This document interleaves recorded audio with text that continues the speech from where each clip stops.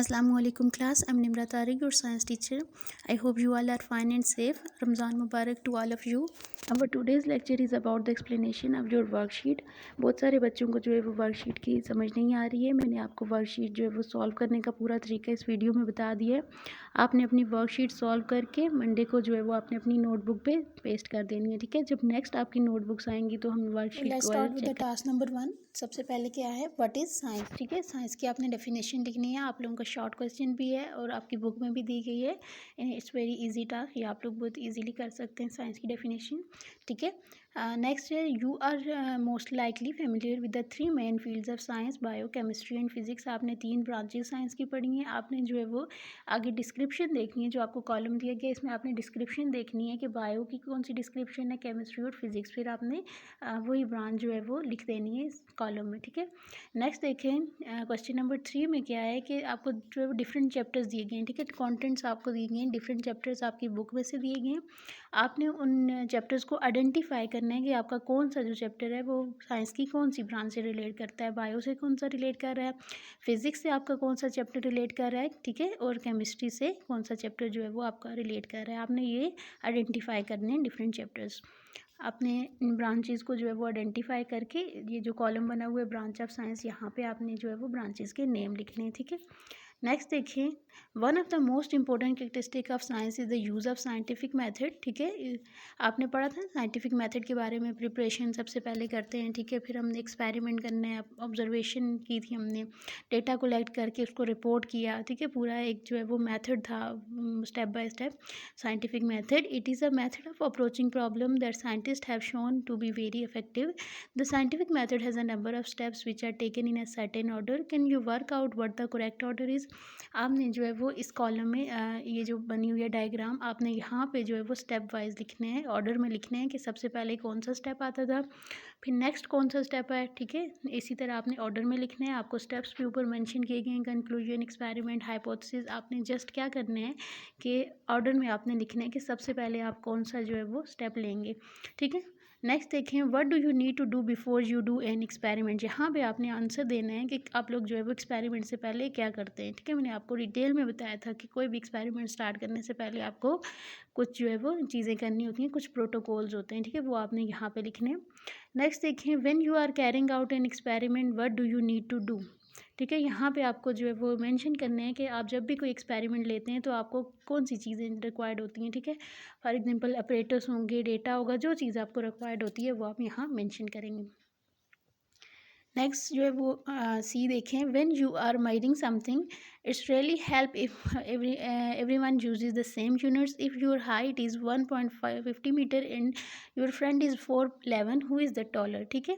आपने क्या करना है कि आप देखें, जब भी आप लोगों को एक ऐसा यूनिट दी गई है, किसी भी चीज़ की जो है वो प्रॉपर यूनिट दी गई है, आपने उस यूनिट के हिसाब से लिखना है। So scientist have agreed on a number of units which we are used. They are explained on page 5 to 6 in your student book. Use this information to complete the table below. आपने जो है वो unit के हिसाब से जो है वो नीचे जो टेबल दिया गया ये आपको कंप्लीट करना है। व्हाट आर यू मेजरिंग, आपने क्या मेजर किया, length. Which instrument do you use, ये आपकी बुक में भी है, ये आपका बुक वर्क भी है, ठीक है। ये भी बहुत ईजी टास्क है। अगेन आपने जस्ट जो है वो क्या लिखना है कि आपने लेंथ को मेजर करने के लिए कौन सा इंस्ट्रूमेंट यूज़ किया, आपने इंस्ट्रूमेंट वाले कॉलम में लिखना है।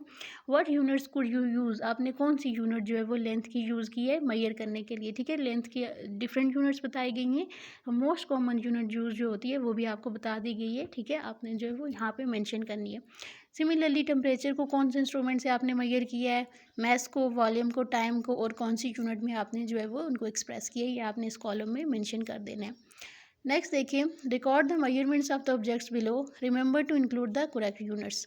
How long is your pencil, आपकी पेंसिल कितनी है, आपने अपनी पेंसिल को मेजर करना है, ठीक है, उसकी मेजरमेंट्स लिखनी है और आपने करेक्ट यूनिट लिखनी है, लेंथ की जो यूज़ होती है ना, कॉमन यूनिट, ठीक है। फिर आपने लिखना है what is the length and width of a paper clip, आपने क्या करना है, लेंथ और विड्थ जो है वो मेजर करनी है पेपर क्लिप की। when you want to read the level of the liquid in a measuring, ठीक है, cylinder, you need to remember 2 things. जब भी आप किसी भी मेजरिंग सिलेंडर में जो है वो लिक्विड का लेवल देखते हैं तो आपको 2 चीज़ें जो हैं वो याद रखनी पड़ती हैं। फर्स्ट चीज़ क्या है, first thing is the surface of the liquid is not flat, liquid की सर्फेस जो है वो फ्लैट नहीं होती, it is higher at the side than in the middle, ठीक है। The cylinder is design so that the lowest part of the surface, जिसको meniscus कहते हैं, shows the correct volume. Cylinder को क्यों डिज़ाइन किया जाता है? ताकि जो लोअर पार्ट होता है वो आपको बिल्कुल करेक्ट वॉल्यूम दिखाए, ठीक है। Second, make sure your eye is the level with the surface of the liquid. The picture shows you what happens if you look down up. ठीक है, ये पिक्चर ये बता रही है कि अगर आप अपनी आई से देखें, आप अब जो है ना, जब भी आप मेजरिंग सिलेंडर में ना मेजर कर रहे होंगे वॉल्यूम, तो आपने अपनी आई बिल्कुल सेम लेवल पे रखनी है। अगर आप ऊपर नीचे देखेंगे ना, तो फिर आपको इस तरह की रीडिंग्स मिलेगी, ठीक है। अगर अगर आप ऊपर देख रहे हैं तो आपको इस तरह की हाई रीडिंग्स मिल रही होंगी, अगर आप नीचे देख रहे हैं आपको लो रीडिंग्स मिल रही होंगी, ठीक है। तो आपने हमेशा ये बात याद रखनी है कि आपने जब भी मेजरिंग सिलेंडर में आप, ठीक है, मेजर कर रहे होंगे, तो आपने अपनी आई का लेवल जो है वो सेम रखना है, ठीक है, करेक्ट लाइन में। What is the volume of the liquid in this measuring cylinder, ठीक है। ये एक्टिविटी करके आप जो है वो वॉल्यूम ऑफ द सिलेंडर यहाँ पे देखें, ये पिक्चर से आपने नोटिस करना है ये कौन सा जो है वो वॉल्यूम इस मेजरिंग लिक्विड का है। What is the volume of the liquid in this measuring cylinder, इस मेजरिंग सिलेंडर में वॉल्यूम कितना है, ठीक है, लिक्विड का, ये आपने मेंशन करना है यहाँ पे जो ब्लैंक आपको दी गई है ना, यहाँ पे देख के, ठीक है। नेक्स्ट देखें, although there are many different ways of measuring an objects, maths, किसी भी ऑब्जेक्ट का जो मैथ्स मेजर करने के लिए डिफरेंट चीज़ें हम यूज़ करते हैं, ठीक है। डिफरेंट बैलेंसेस यूज़ होते हैं, पहले टाइम में और तरह के बैलेंसेस यूज़ होते थे, अब के टाइम में इलेक्ट्रॉनिक्स बैलेंस यूज़ होते हैं मोस्टली, ठीक है। Many schools have scales that look like the one in the picture, how much does the envelope weigh, ठीक है। बहुत सारे जो ऐसे यूज़ हो रहे होते हैं स्केल्स।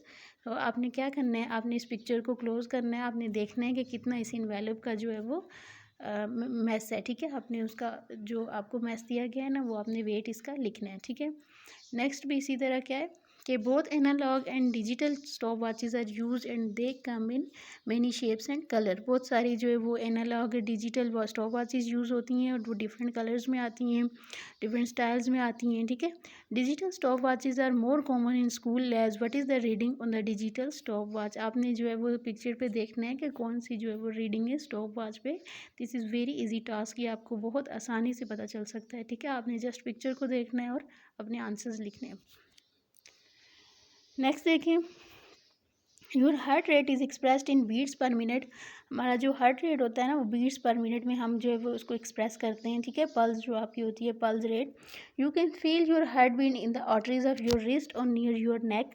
आप दो जगह पे जो है वो अपनी हार्ट बीट देख सकते हैं, अपनी रिस्ट पे देख सकते हैं और अपनी जो है वो नेक के करीब जो एक आर्टरी होती है वहाँ पे आप देख सकते हैं, ठीक है। जुगुलर वेन इसको कहते हैं, इस वेन के पास भी आप जो है वो अपनी हार्ट बीट नोटिस कर सकते हैं। Use two fingers to locate the precise point on your wrist or neck. Do not use your thumb because the thumb itself has an artery and you may count both. ठीक है, आपने कौन सी दो finger use करनी है, index finger, और आपने second finger use करके जो है वो क्या करना है, अपनी हार्ट बीट चेक करनी है। आपने थंब नहीं यूज़ करना। थंब क्यों नहीं यूज़ करना कि आप थंब की जो है वो अपनी आर्टरी होती है, वो एक आपको रॉन्ग रीडिंग देगा, ठीक है। फिर उसमें क्या आ जाएगा, एरर आ जाएगा, क्योंकि थंब की अपनी एक आर्टरी होती है जो इसी तरह जो है वो पल्स क्रिएट करती है, ठीक है। When all students have found their pulse, the teacher says start and you will start counting your heartbeats in total silence, please. ठीक है, आपने टोटल साइलेंस में जो है वो अपनी हार्ट बीट को मेजर करना है। It is easier if you do not look at your classmates when the teacher says stop and you immediately record your result below. ये एक एक्टिविटी है जो आप लोगों ने परफॉर्म करनी है और फिर उसके बाद आपने क्या करना है, अपनी हार्ट बीट जो है वो आपको जो आपका आया है ना हार्ट बीट, आपने उसको क्या करना है, आई काउंटेड डैश, जितनी आपकी हार्ट बीट्स आई हैं इन डैश सेकंड्स, आपने सेकंड्स भी साथ मेजर करने हैं, स्टॉप वॉच रखे कि कितने सेकंड में आपने जो है वो कितनी अपनी हार्ट बीट जो काउंट की है, ठीक है। Now you need to convert it so that you have a value for 1 minute, ठीक है। अब आपने इसको किस में कन्वर्ट करना है, 1 मिनट में।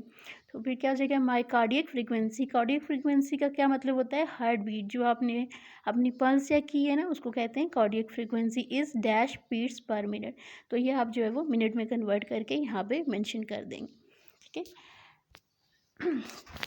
ये आपकी तमाम जो है वो वर्कशीट है, ये बहुत इजी सी वर्कशीट है। आपने इसको सॉल्व करना है, सॉल्व करके आपने मंडे को जब आपकी नोटबुक जब वापस जाएंगी तो आपने अपनी नोटबुक पे पेस्ट कर देना है। नेक्स्ट जब आपकी नोटबुक्स आएंगी तो हम जो है वह चेक कर लेंगे आपकी वर्कशीट्स भी।